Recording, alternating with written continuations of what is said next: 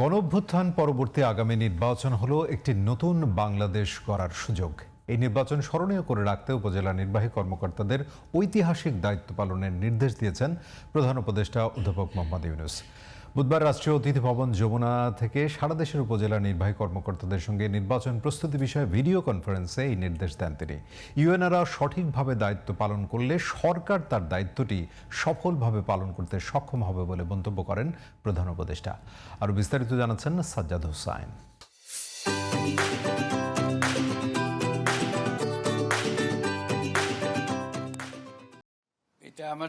নির্বাচনের প্রস্তুতি বিষয়ে রাষ্ট্রীয় অতিথি ভবন যমুনা থেকে সারা দেশের উপজেলা নির্বাহী কর্মকর্তাদের সঙ্গে ভিডিও কনফারেন্সে অংশ নেন প্রধান উপদেষ্টা ডক্টর মোহাম্মদ ইউনূস।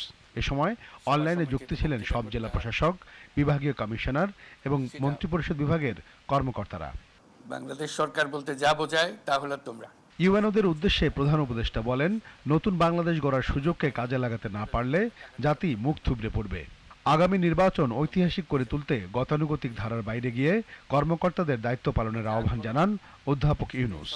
স্থায়ীভাবে পাল্টে দেওয়ার সুযোগ এখন তোমার আর আমার হাতে।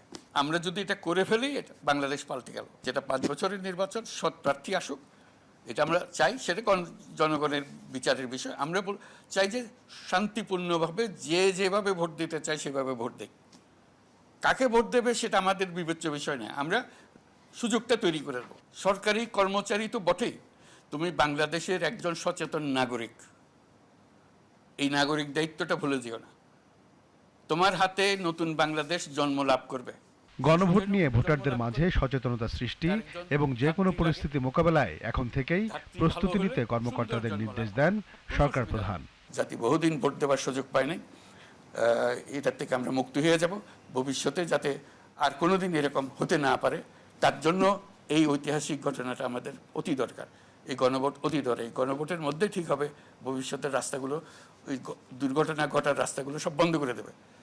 এটি হলো গণভোট। এই গণভোটে যেন সবাই পার্টিসিপেট করে, তা নাহলে দরজা খোলা রেখে গেলে আবার এই গোলমালের মধ্যে পড়ে যাব, কেউ শান্তি পাবে না।